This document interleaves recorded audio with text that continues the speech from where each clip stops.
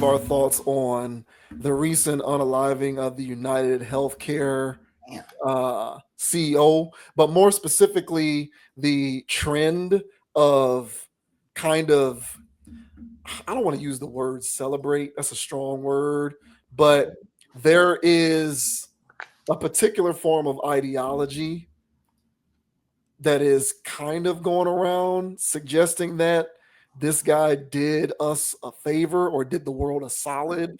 Mhm. I want to be delicate with how I frame this because I want to make it very clear that I am not the views therein are not necessarily the views of me, but this is more so an observation in modern society and how these situations play out in the mainstream popular culture world when it comes to how situations like this are gleaned by the masses, because there's a sentiment amongst a growing segment of people, at least on the internet, that Mhm. this was something that was done in the service of the people. So this says United Healthcare CEO unalive just in time for a morbid Christmas gift.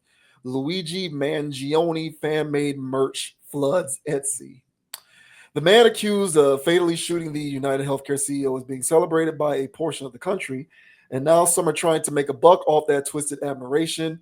Here's the deal: Luigi Mangione was apprehended Monday, and hours later, the Manhattan DA charged him with unaliving in the brazen December 4th fatal shooting of Brian Thompson. Ever since the unaliving, Mangione cultivated a large fan following of those who hate the health insurance industry. So it is not that big of a surprise that there is now merchandise celebrating the suspect.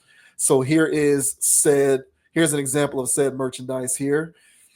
From shirts to cups, from a Christmas ornament to even a mock Time Person of the Year cover, the morbid offerings continue to expand. The bizarre admiration was stewing even before Mangione had been apprehended, but it really took off after he was captured. Mere minutes after the suspect was identified and internet sleuths found his socials, admirers began posting Super Mario Brothers and Sopranos memes celebrating Mangione. So there you go there. Even before Mangione had been identified, morbid devotees held a look-alike contest in NYC, while others were buying the jacket they thought was the same as the one worn by the suspect. Monday morning, Mangione was busted in Altoona, Pennsylvania, as he sat inside a McDonald's. A customer recognized Mangione from widely circulated wanted posters following Thompson's unaliving and told an employee who then contacted local police, who responded and cuffed the suspect. Authorities recovered the alleged, pistol Mangione used in the unaliving and a three-page manifesto he had written railing against corporate America and the healthcare industry, according to the cops. So, people apparently are trying to capitalize on this situation, and they're developing merch using his namesake as a way to try and make money off this situation. But otherwise, there's a growing segment of the population who seems to be kind of heralding this situation. So, what do you think about that? Yeah, man. I was first when I first heard this situation, I was definitely shocked. In the sense that, something like this would happen. Then, I was online probably, a couple days later, and I'm seeing all of these things on TikTok or whatever, and the comment section for all of the videos, not just one, uh, you know, were applauding this man. When they were saying, "Hey, wanted, this guy," and people was like, "Well, I've never seen that man before in my life." It was all of that stuff, and it was like, I don't see anybody in this picture. All of these things, and people was like, why don't they file a grievance claim? All of these things, and people are like, wow, the people really are enjoying this. And so, for me, this was an interesting situation. Whenever something like this happens, my antennas go on, they go up. I mean, and I start putting my hat on. So, I like for details to come out. I like for things to play out. so I can have a synopsis of what I just witnessed and what the world just witnessed before I jump to any conclusions. So I'm still digesting this whole situation, but what I do find very interesting is the overwhelming majority of people that are, I don't want to say applauding this, but you know, applauding this. They were like, hey man, um, you know, I think that I really believe there's going to be copycats after this one. Not personally, and I'm not calling for violence, and I don't condone this one. But at the same time, man, I really think that this guy is going to go down in history um, as a hero to a lot of people. What's going to be the fallout of this? I don't know, man. So all of this stuff, I'm still digesting it all, but I was really surprised to see how many people spanning all ethnic groups, all socioeconomic backgrounds that feel like that justice was served here in some way. And I say this before I let you go. I think that this also shows this is a reflection of how many people are starting to feel disenfranchised right now. Yep. And again, this is spanning across all groups of people. I saw everybody in that comment section just eating it up. So much so that why wouldn't they be merch uh, just in time for Christmas? So this is a very interesting situation. I didn't know this many people. I mean, I know people don't care for stuff like this, but when somebody gets unalive like that, you'd think there'd be some sympathizers. Haven't seen one. So what are your thoughts, man, on the people, heralding this guy as some type of I don't know, I guess revolutionary, some guy that's fighting for the people. What are your thoughts, man? It's a Robin Hood effect. Mm-hmm. It's a Robin Hood effect. It's this individual in a roundabout way stole from the rich to give to the poor. You Mm-hmm. know how Robin Hood in the literature, Robin Hood was celebrated Mm-hmm. because even though he was committing crimes, he was committing crimes on behalf of the people. Mm-hmm. A more modern example, perhaps, is John Dillinger, Mm-hmm. the Depression era guy from the 30s, I think, or the 20s or whatever. Mm-hmm. They made a movie about him with Johnny Depp, played John Dillinger, and even though he was a criminal and he unalived people and he did some wild stuff, collectively amongst the people he was celebrated in a lot of ways because he was viewed as as sticking it to the power Yeah. structure, giving it Mm-hmm. to the man who has its boot on the neck of all of the working class poor people who are out here putting in all the work but can't afford to actually live and enjoy life. Mm-hmm. And so Dillinger was viewed as a kind of a quasi hero as a result of that. This kind of had an effect to me. In our first topic, we talked about Waka Flocka and my general thesis behind Waka Flocka saying that he gives away 70% of his money is the mindset can put him in a position to create infrastructure which allows for people to have a more equitable stake in catching up to the of evolution of world markets. That's how I look at it. I think right now we're at a very delicate inflection point in westernized society. I think, anecdotally, because I don't necessarily have data to back this up, but just Mm-hmm. based on what I'm seeing, I think we are at a tipping point right now where the world is evolving right before our very eyes. And what it's evolving to is going to require a particular set of skills in order for you to be viable in that new economy. And if you don't possess those skills, you're going to get left behind. Mm-hmm. I believe that. So right now we talk about this wealth gap getting wider and wider. I believe that too. I believe that it's widening because right now the amount of people who have access to the resources to learn these skills and the people who are knowledgeable about these skills, it's that represents a small percentage amongst us, and the majority of us at this point. percentage wise, don't have access to that knowledge base. Mm-hmm. So a lot of us are being left behind when it comes to having the wherewithal to keep up. So unless you're in Silicon Valley, unless you're getting educated in some of these various acute sciences, unless you're going to these tech startups, unless you're learning this stuff, unless you're learning how to service AI, you're learning cybersecurity, you're learning IT, that's the wave.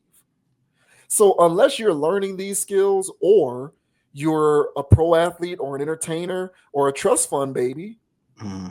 or maybe a doctor or an attorney, I guess those are still economies that'll be needed in the future. But unless you're in those various positions, and I know that's debatable, but unless you're in those positions, you're being left behind. Yeah. And I think we're at that point right now in the world where the gap between the haves and have-nots is not closing. It's getting greater, because Yes, if sir. you're not positioning yourself to learn those skills, you're going to get left in the dust.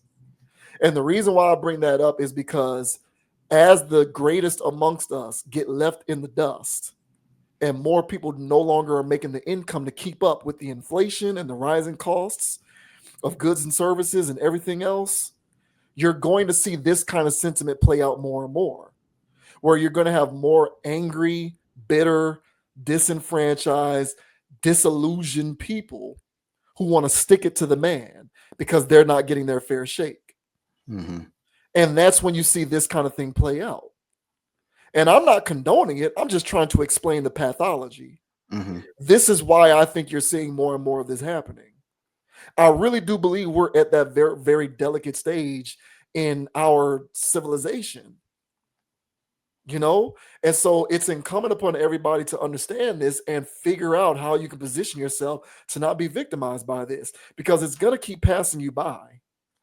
And if you don't know, if you can't learn how to leverage AI for your own purposes, you've mentioned how if you can't be on the cutting edge of creating these technologies, maybe you can get in on the ground floor of learning how to service them, Mm-hmm. service the robots, service the self-driving cars, the self-propelled jets and the airplanes that are going to be not needing pilots anymore, because they're going to have airplanes flying on AI and technology and robotics.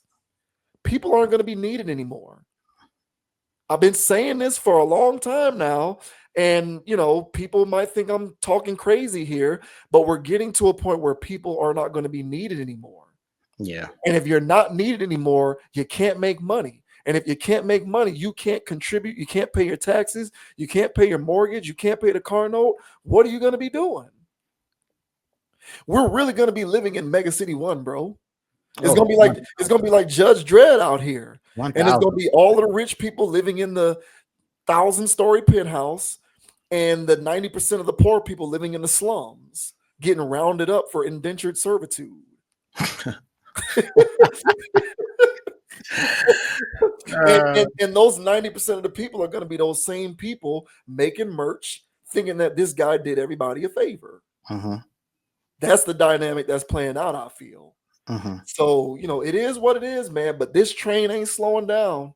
That's one thing I do know. And if you're not figuring this stuff out, learning these skills, these technologies, good luck, because that's where we're headed. And I do think that that's the majority of the population. I mean, I was even looking up as much data as I can, and as recently as 2022, in the 2022 census data, less than 84.95% of the population made less than 100K a year. And that's household income. That's not personal income.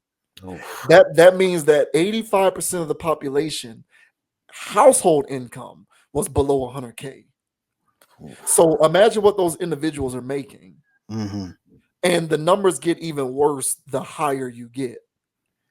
And we're really looking at a has and have not situation here economically. So you really have to make yourself viable in terms of what future markets are going to be looking like. And my sense is we're looking at that. We're going to be looking at a 75-25, 80-20, 85-15 split if people don't catch up at a greater rate. And that's when you're going to start seeing more people who are championing these types of situations that play out like this. So that's kind of where I think this stuff is coming from. Yeah, man, I agree, man. And we'll see, bro. I if this is a situation where, this is like the foundation is officially cracking, and people are really losing it. Because people are already lost it. But when you're doing something like this, boy, this is this is next level stuff. And if this continues to go on, where big wigs from these corporations are going to be targeted individuals, where does this ultimately lead to? How's that going to be policed? How are we going to be policed, the people? Because what's the difference between me and Luigi here? So then they're going to probably try to make ways to different forms of monitoring, different, there's a fallout from all of this stuff, and everybody's having fun with it all right now. But if there's more, there's going to be repercussions, because, these corporations aren't going to take this lying down. So there's a lot going on with this situation here. So, people are getting a good chuckle out of it. People are, praising this man. I agree with the Robin Hood energy. They raising this man up and making it seem like he did the world a favor. I don't know where to slice that at, but I would say I'm watching this. I'm watching all of this, and I want to see how this plays out, because I agree with you and your whole take on, hey, bro, this is going to be Mad Max one day out here if it continues on this trajectory. Yeah. It's really going to look like that out here. And so, and I think most people, if not all, at least those 80, 90%, we want to just have our house or have our property, what I'm saying, have something nice to drive, have something clean to eat, and take care of our kids and just do our thing. I think that's where everybody, for the most part, just trying to chill.